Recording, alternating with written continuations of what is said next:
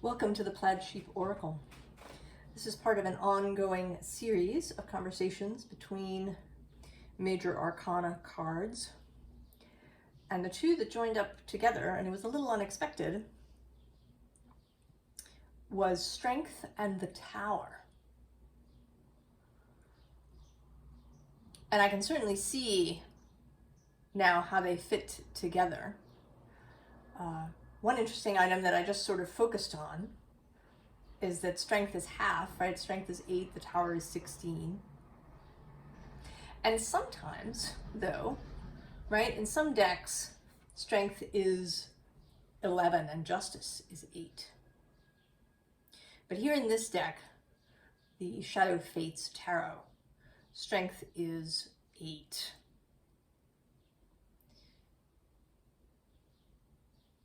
A number that I associate with power. And also, of course, infinity, because it's an 8 on its side.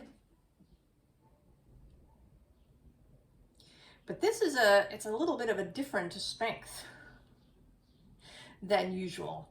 The strength often shows a young woman or a young person and a beast of some kind, usually a lion. But here, they look a little scary, right? Right, like you meet these two out on the road somewhere. You would not mess with this little girl.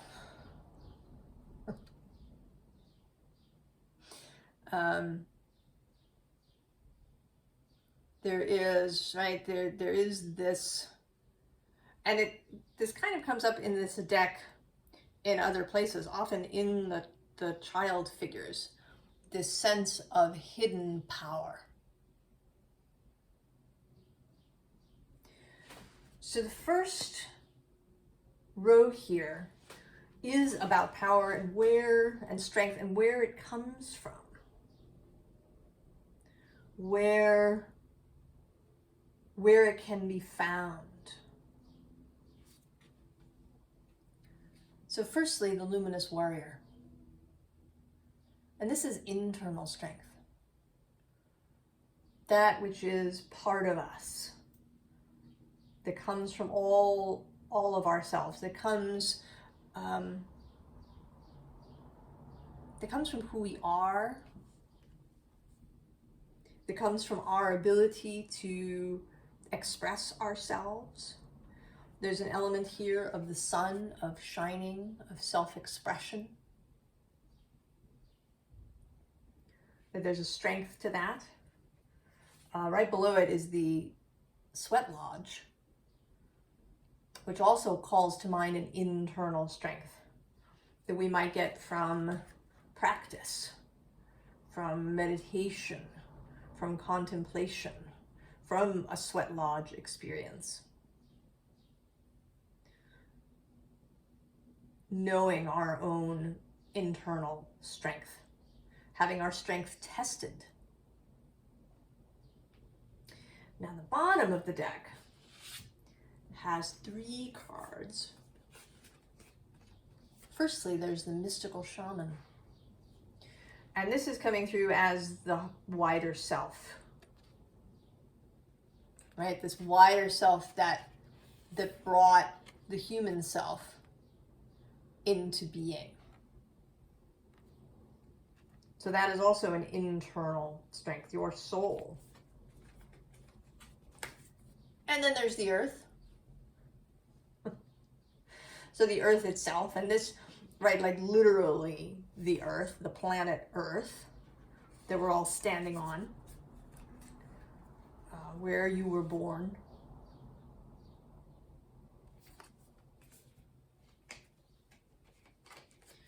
And then the circle, which is friends, family, loved ones, the support network.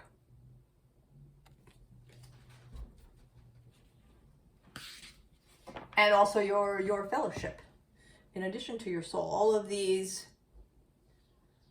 of these present places. And then we have the ancient ones, which is your lineage, your ancestral line. Right? You got here. You were born, they made it. Your ancestral line made it to you. And there's lots of strength in that. All of your ancestors who surmounted challenges, who achieved, who thrived.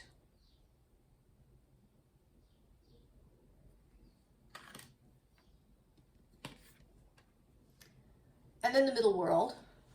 And this is more earth in its day, right? In kind of in human civilization, in daily life. There is strength in the culture that we live in the society that we live in, even if we don't agree with all parts of it. There is strength and support. One can draw on the strength even of people that one doesn't necessarily know.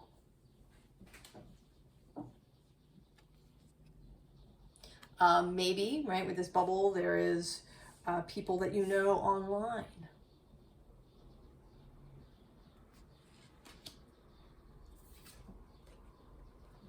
And then flow. So there is strength in the ability to flow. There is strength in magic, in one's magical aspects, right? What we think of as psychic gifts and skills. And there is strength in the body, I want to say. I mean, the body comes through with the luminous warrior and the earth as well. But here in, right, the flowing body, in the water of the body, in the way that we are connected one to another through this consciousness realm and through the water in our bodies. From my perspective, my belief is that water everywhere is in contact with water everywhere else. Right? Through the everyone. The water is one vast, mystical being that exists across galaxies.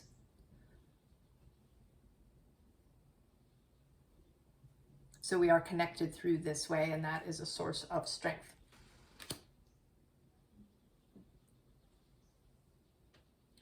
So the second line is a little bit about the possibility of strength. That it allows for achievement. Well, we start with the Ten of Swords.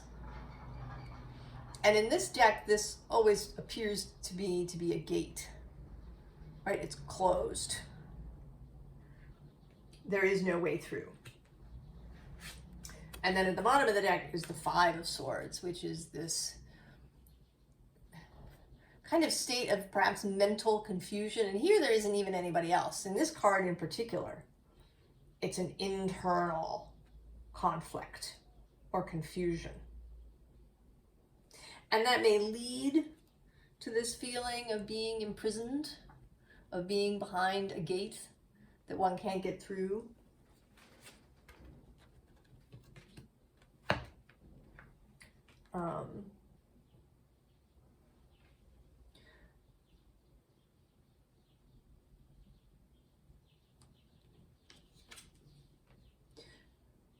And then we have this interesting contemplation card, which actually today is sort of feeling like confusion, right? She's sort of staring down at this rabbit like she doesn't quite know what's going on.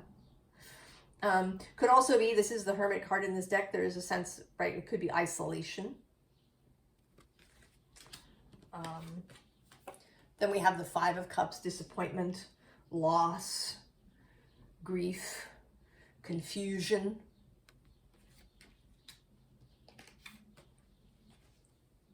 And then the Two of Swords, trying to make decisions, trying to make choices. All of these things are ways that we are challenged, particularly in our own minds. You know, this strength here is emphasizing the strength for personal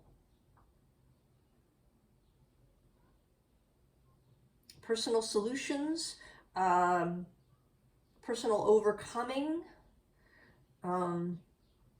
because then the next card is this Ace of Swords, right? So we go from the 10 to the Ace. So that this strength that we can get from many places isn't about defeating somebody else or overcoming, you know, external challenges. Although I think there is, right, that's part of it, for sure. But there's an emphasis in this reading to using strength to get past those things that keep us bound up internally. The ways that we gate ourselves in.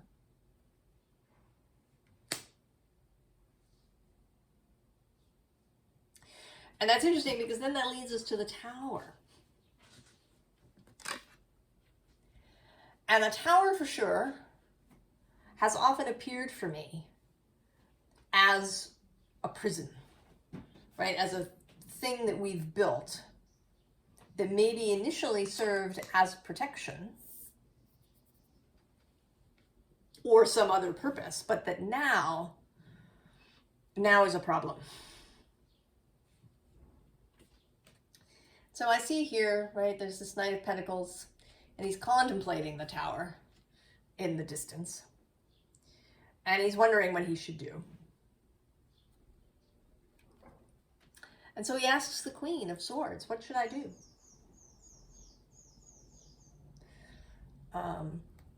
And interestingly, the bottom of the deck is the Five of Swords repeating, but here it's a very different Five of Swords.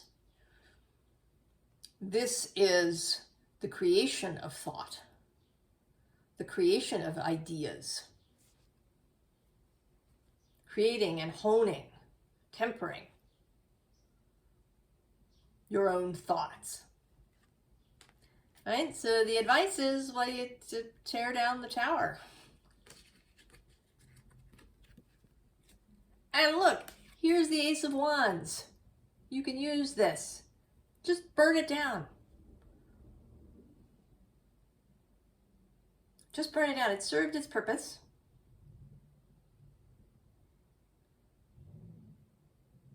I mean, you could, right? You don't even have to actually burn the whole tower down. You just need to burn the door so that you can get out.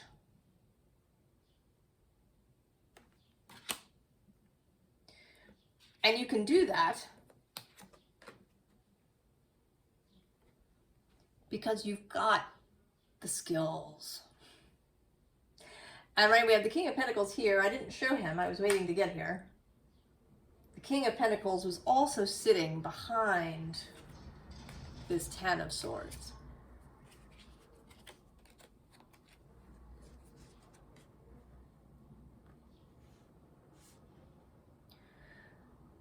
So you don't have to stay in the tower, at least not in this tower.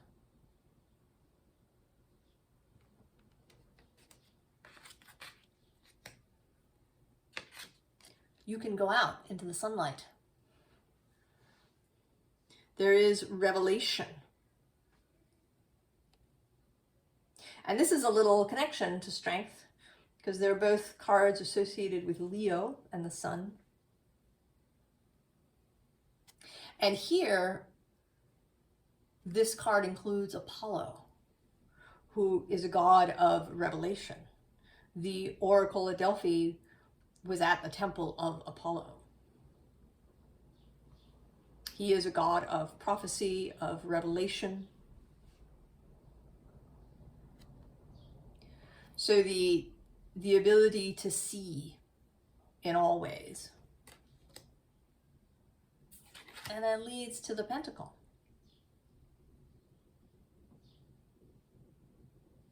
So the Tower allows for the deconstructing, or even perhaps the destruction, of what is no longer of use. And it may have had tremendous use, but now it's just someplace that you're, stuck and wandering around in. I did the Gemini reading a little earlier today, and I had this many metaphors, but one of them was of building a house. And we can do that, right? We can build a house,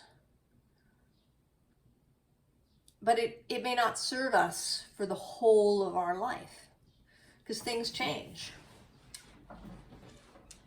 And it isn't that, that there's something wrong with the house, but that now you have to go somewhere else. And sometimes you can just walk out, right? You're good. You sell the house, you move on, all is well, there's no trouble. But sometimes you have to kind of break out, because you've gotten attached, you're stuck a little bit for various reasons. You have sentimental reasons to stay in the tower. And you may need this electricity to get yourself out. You may need events to help you break out. I have certainly experienced that. It was in different ways. There have been occasions that were really unpleasant to go through. But I can see how, ultimately it was necessary. That it broke me out of what was actually really a mental prison.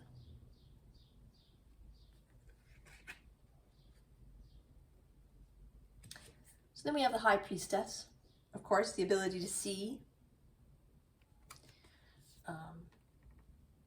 And here, with this beautiful Forsythia Leviosa, the ability to see beyond the tower. And the bottom of the deck has this Knight of Wands, right? So I sort of see her as, like she's maybe standing, on the battlements of the tower, and he's down there offering her a rose.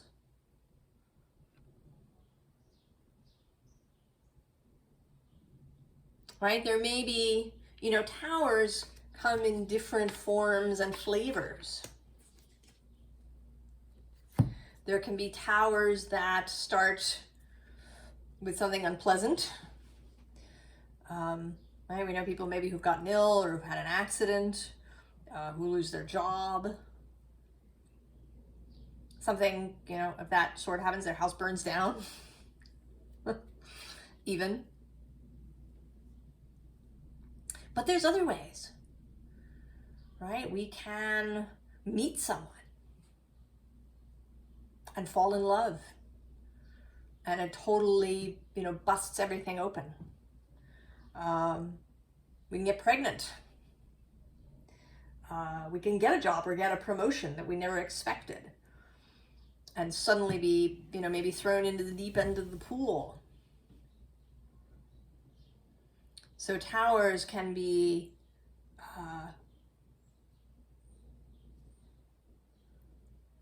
something wonderful arriving that just, breaks everything open. So we have the rough patch, but it's just a patch. It's not the rough forever.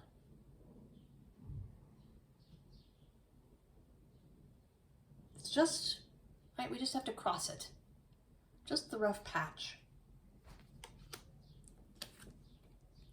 And then permission.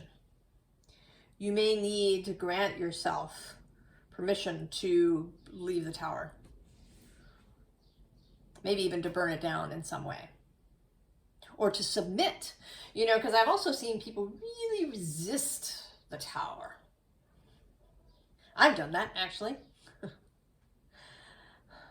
I resisted, on one notable occasion, the tower. And that, right, it prolonged this rough patch. Because I didn't see the tower for what it was. I didn't see it for the opportunity that it was. And so I extended this rough patch. So you may need to give yourself permission to accept the tower.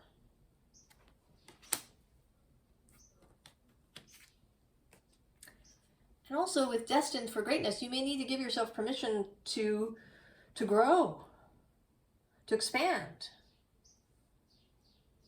The tower might also just be too small. Right? Like a hermit crab shell. That it's too small. You need to leave the tower in order to be able to expand, to grow in some way.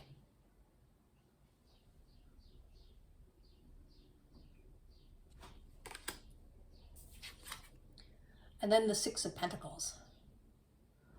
There's also, right, there's a learning that happens with the tower. There's a gain. There's going to be a gain. I mean, you may spend here, this one young woman appears to be blindfolded. You may spend some time in a non-knowing place. You may spend some time feeling kind of like a supplicant. But there will be learning through the tower. Now, I personally never think that you should stay in a situation, a bad situation, in order to learn something. If you're at a job that's really awful, or in a relationship that's awful, and something can be awful just because it's really incompatible. Maybe the workplace where you work is perfectly fine in many ways, but just that the work is sucking you dry. Maybe you're simply not meant to be at a desk.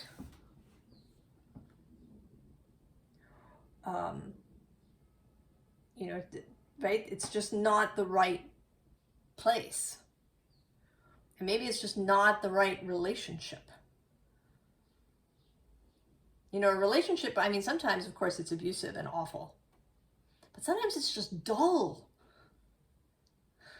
Right? It feels boring and uninspiring.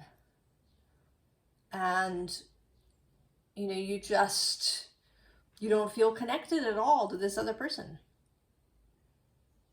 Right? You have different ideas about, what you want to do in your lives. So there's many ways, and I do not believe in staying somewhere that isn't right because you think you'll learn something. But I do believe that when you make the decision to move, that process, even if it involves a rough patch, even if you have to find ways to give yourself permission. And this, of course, is where, right, strength comes in, and this strength to let yourself out of your own prison. You need strength for the tower. The tower experience will draw on your strength. And you will learn something through that process. There will be something gained, even if it's a little rough. And it may not be, of course, as rough as you think it will be. Sometimes the staying in the tower is actually rougher than the rough patch.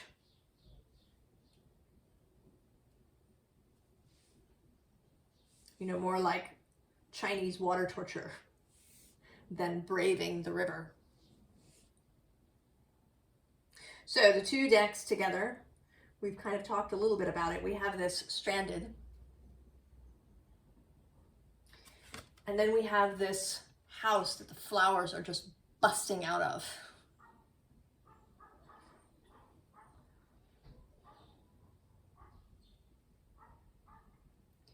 So when you've trapped yourself somewhere, because we do sort of trap ourselves. I mean, it may seem like circumstances, and they play their part. But the bigger piece is our own minds. I mean, for those of us living, you know, here watching this reading and not in some war zone. But for those of us just living our lives, when we find ourselves in places, you know, in jobs or in relationships, or even places to live, right? You could live in the country somewhere, in a rural place that looks really beautiful, but it's making you crazy. You want to live in the city, or vice versa. But we can trap ourselves in these places. And then we need strength. And we need strength, and we need the tower sometimes. The outside events that come together to help us bust out. Right? The elixir of life. This is strength. The ability to draw on that. And then the secrets is coming through as these events that we don't anticipate, that we can't control,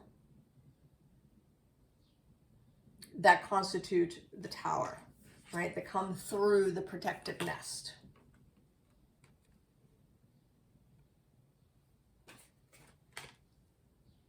With the aim of the bloom. Right, with this overflowing. You know, and this, of course, is the most wonderful way for the tower to come. For your flowering to just take over.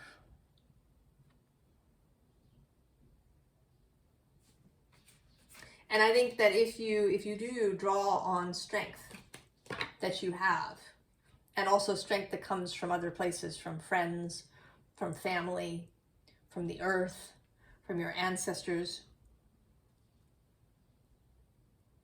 that it's possible to even turn what initially seems like kind of a classic tower of, you know, losing your job or something, into this, right, into this blooming.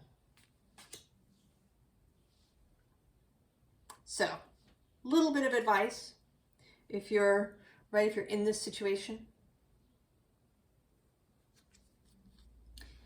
The first thing is the Eight of Pentacles.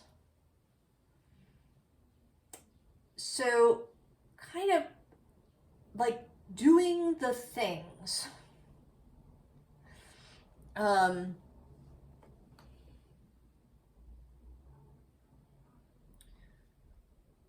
You know, keeping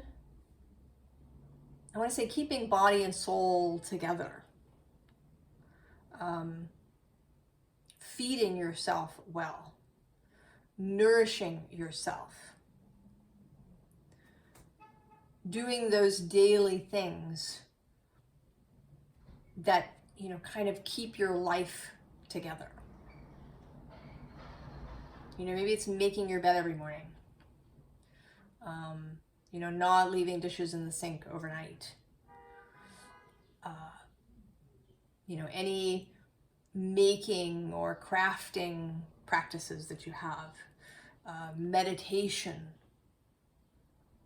just all the things that kind of give structure to your days. You know, the Catholic tradition has canonical hours. If you are in a monastery, you pray at each of the canonical hours. Right? It starts with prime in the morning.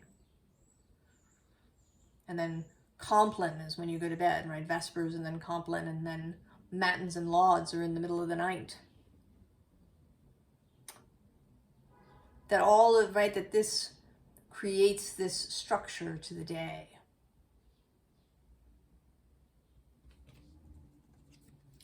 And then with the world underneath, leaning on the people, leaning on your friends, right? Leaning on all of those things of the world.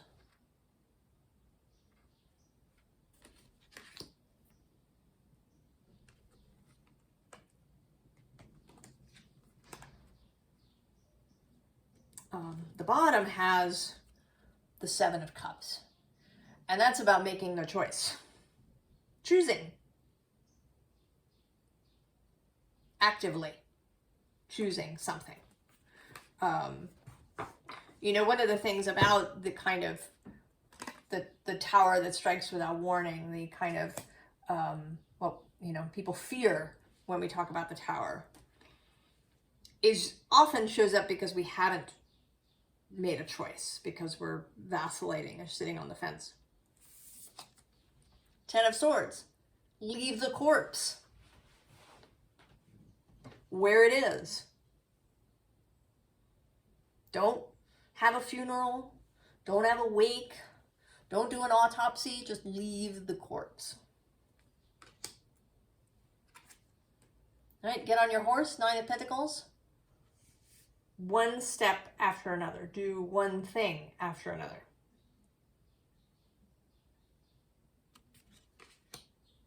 Be dedicated. Make a commitment. And then the Page of Wands. Allow yourself to be inspired. Right? Allow this flaming wand to come into your life. Take it when it's offered.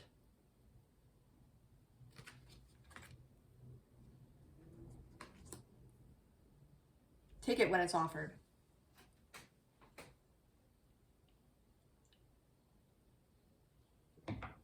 Strength and the Tower. Going together.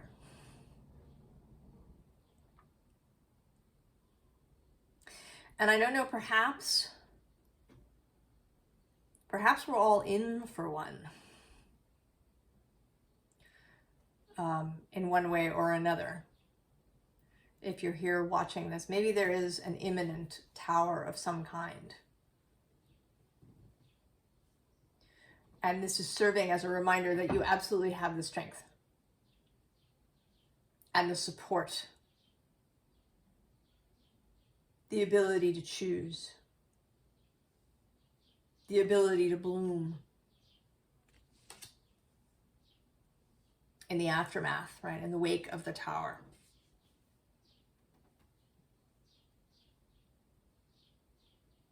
Right, that you can be as fearless as this little girl with her giant lion, and be as formidable. Right? Know your own power.